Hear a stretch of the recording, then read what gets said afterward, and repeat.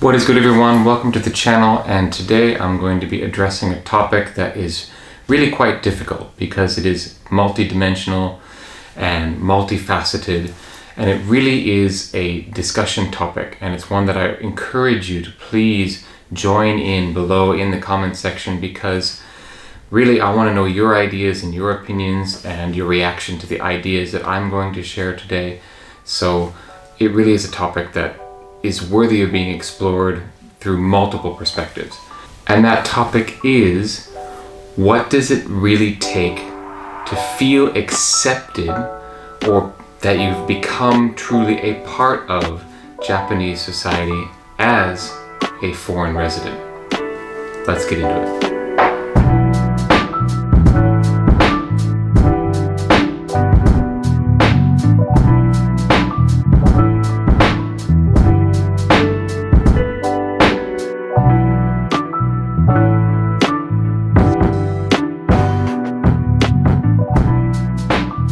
Alright, as I mentioned, this is a multifaceted and multidimensional topic.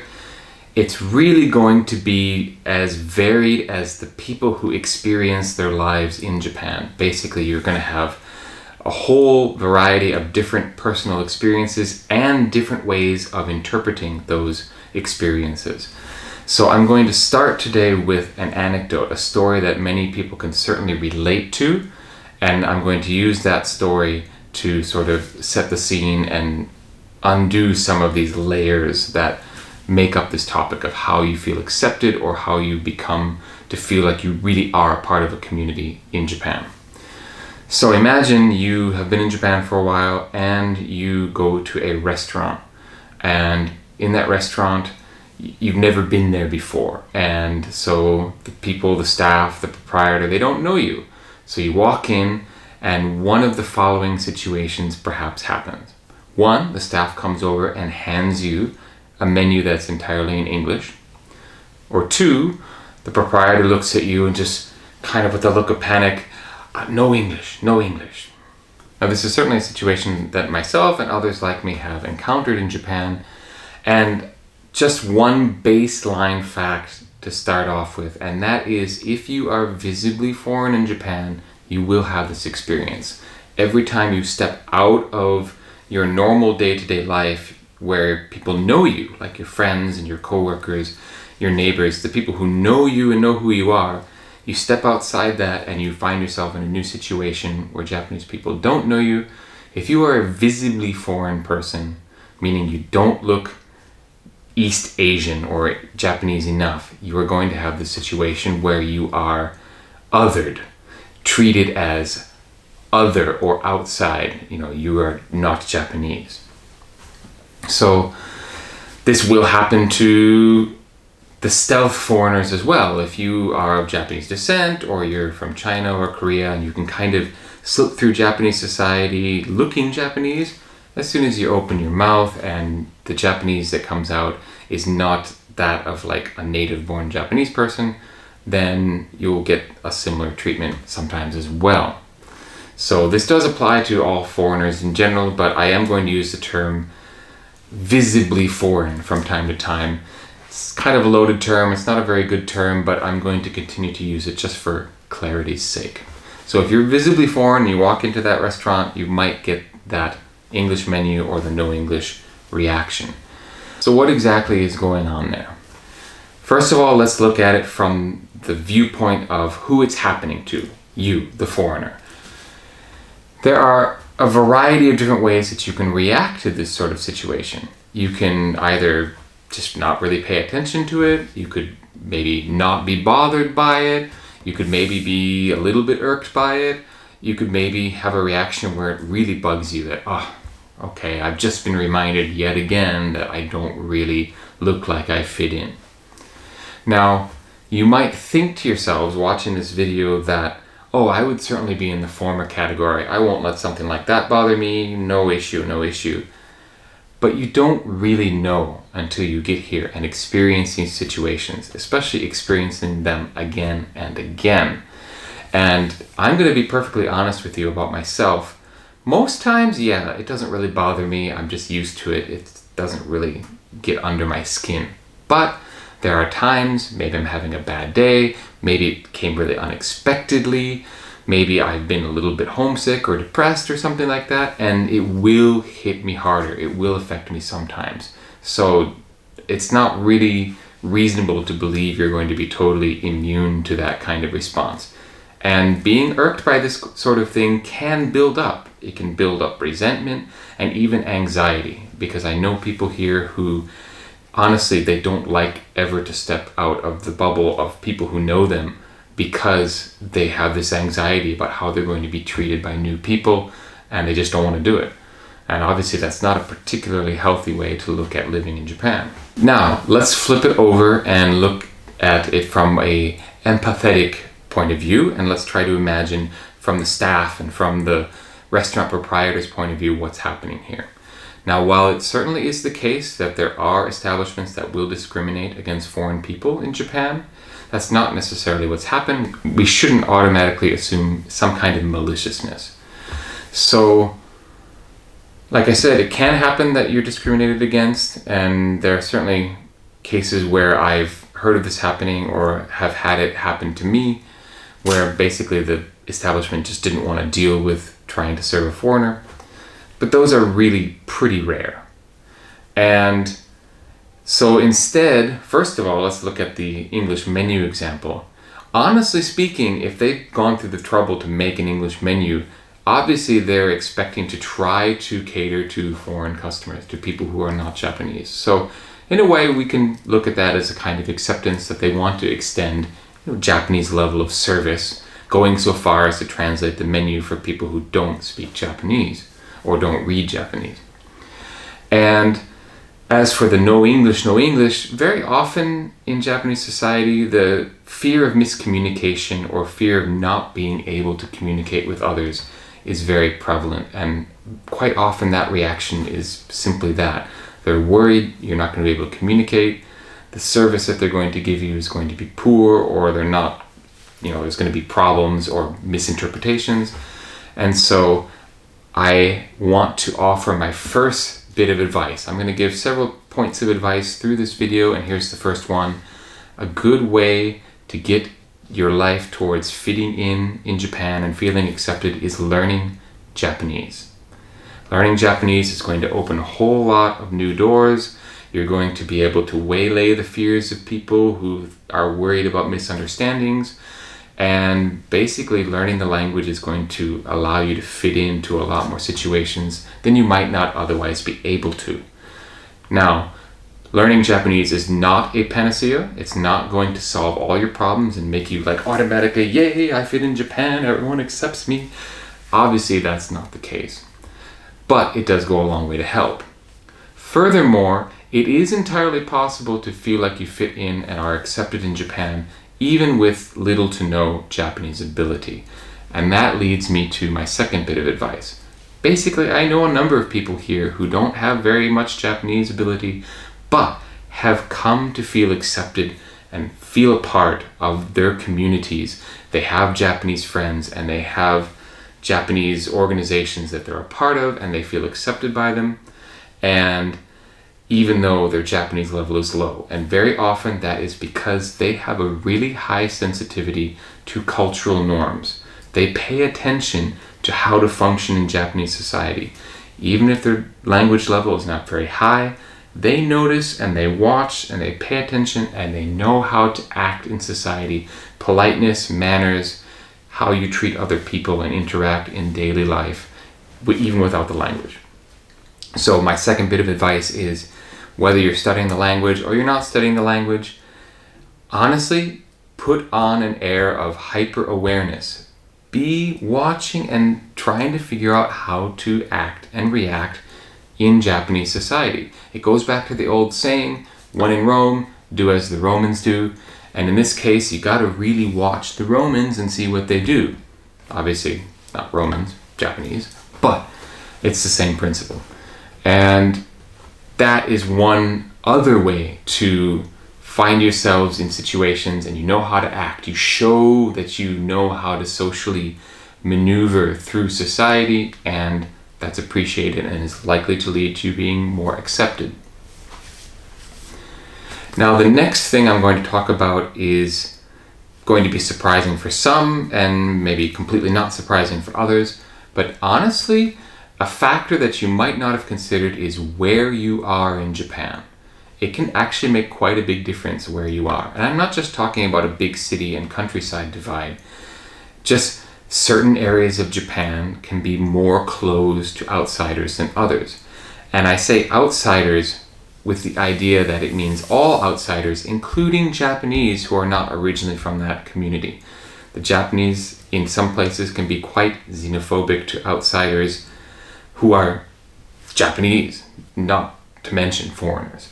So I know people who have moved to certain communities in Japan and they are Japanese, but they never felt like they were really accepted into that community. They were always kind of kept at arm's length. And again, those are Japanese people experiencing this. So a story I can use to illustrate this a little bit better is the first place I lived in Japan was a city out in Yamanashi Prefecture, which is just west of Tokyo. It's the prefecture that has Mount Fuji in it. And I did a whole video about this place talking about how I really felt this was a wonderful community for how it accepted people and accepted foreigners and made you feel like you were genuinely a part of the community. I'll put that video in the description below. And my friend Andrew lived in this community with me. We arrived about the same time. He came 1 year after me, but he'd lived there previously with a host family. And he and I were always talking about what an amazing community it was for how we felt like we were a part of it and were accepted into it. He later moved to Shiga Prefecture, which is the prefecture just east of Kyoto. It's separated from Kyoto by Lake Biwa, which is the largest lake in Japan. And the community he was in there, he just said it's a completely different vibe. He felt like he never really became a part of that local area. It didn't have the same kind of socialization norms and acceptances. And even to the point where if that had been the first place he lived in Japan, he might not have stayed as long as he has. And that's just the reality that it can be very, very different experiences depending on where in Japan you are. Now, I'm not knocking Shiga and saying Yamanashi is amazing. It's more a comparison of these specific communities, this specific city or town. But I've luckily had the privilege of lucking out in both places that I've lived, where I lived in Yamanashi and now in Yokohama. In Yokohama, well, it's a different kind of acceptance because there's just so many foreigners and it's a large city. I'm basically ignored. It's not like I'm welcomed into the community so much as, oh, it's just another foreigner, who cares? No one cares. So at this point in my life, that kind of anonymity going out and about is actually pretty nice. I don't mind that at all, but it's definitely a kind of acceptance in my opinion. One other elephant in the room that has to be mentioned, and I know this will upset some people who don't want to believe that it's true, but there are different levels of privilege based on what kind of foreigner you are. So there is a skin color privilege and there is a country privilege. If you are white, you're going to have a few more advantages than darker skinned people, unfortunately. And I'll give you two specific examples. At a time when I was looking for an apartment, the apartment manager specifically leveraged the fact that I was a white American to this apartment owner so that they should rent to me. And I have a good friend named Dave who lived in Tokyo for a number of years. He's of Middle Eastern descent, and he was several times a year getting stopped by police to ask for his resident card to prove that he was not overstaying his visa or something. And I have been carded exactly once in Japan, and it happened to be when I was walking home from a bar at 3 a.m., which, if you think about it, that's not really a strange time to be stopped and questioned. Like, 3 a.m., why are you in this neighborhood walking around? So knock on wood, 16 years, one time. That's compared to my friend Dave and others who I know who are stopped and asked much more frequently than that. Now, the country privilege that I speak of is if you're from certain countries like America, you're seen as a little bit more higher status than other countries. And as an example of this, my friend John, who's Asian American, he lived in Japan for a while, and he was one of those stealth foreigners, so he could just fit in and like look Japanese for the most part until he opened his mouth to speak Japanese, which was pretty good, but not like a first language level. And so he actually became very accustomed to quickly introducing himself, making sure people knew that he was American. He would mention up front, oh hey, I'm from America. And he did that because he found doing so raised the esteem of him in the eyes of some Japanese. Now, obviously not all Japanese are discriminatory or have stereotypical thoughts, but those people do exist, and America is held at a higher sort of nice image compared to a lot of other Asian countries. So as an Asian American, he had more status than if he'd been coming from some other country in Asia. Unfortunately, that just happens to be a fact of existence. But don't get me wrong, if you are of African descent, of Middle Eastern descent, if you're Indian, if you're from Southeast Asia, you can absolutely fit in and have a wonderful life in Japan where you're accepted and you're a part of your communities. It's absolutely possible. But just be aware that the path towards that is going to be different for different individuals, and factors that can go into that are where you live and how you look. So I want to end on something a little more positive than that. I'm going to give my final bit of advice, and it actually is a powerful bit of advice. It may not sound much, but you have to understand how powerful being a part of an in-group is in Japan. The whole concept of uchi and soto, like inside the group and outside the group, is far more powerful here than in a lot of other countries. So, one of the best ways to get into that inside group is wherever you're living, seek out and find some kind of hobby group, mutual interest group to join, whether it's a bicycling group that goes out on the weekends together, whether it's a group that plays basketball on weekday nights, whether it's joining a karate dojo or some other Japanese hobby. Once you've joined a group like that and you've shown a dedication to keep coming to the meetings and events and be a part and pay your dues and all of those things, and you're seen as seriously, taking it seriously, you will be embraced and you will become a part of that group, and they become like a family, to the extent that if you even have to miss some time and you come back later, they just embrace you and bring you back again like you never left. I can't stress enough that joining hobby groups and things like that is actually a great way to find acceptance and a community to really feel a part of when you're in Japan. So that is probably my number one recommendation, even more than learning language or trying to be as culturally sensitive as possible. Join some groups and make some friends that way, and you will become a part of that community all the much faster. So, these are just barely scratching the surface of ideas and barely scratching the surface of experiences of learning to fit in and be accepted in Japanese society and culture.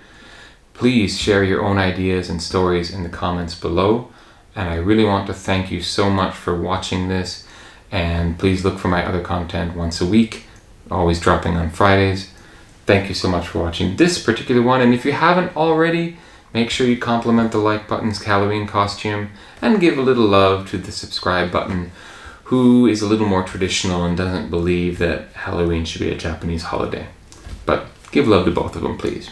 And thank you very, very much. Peace.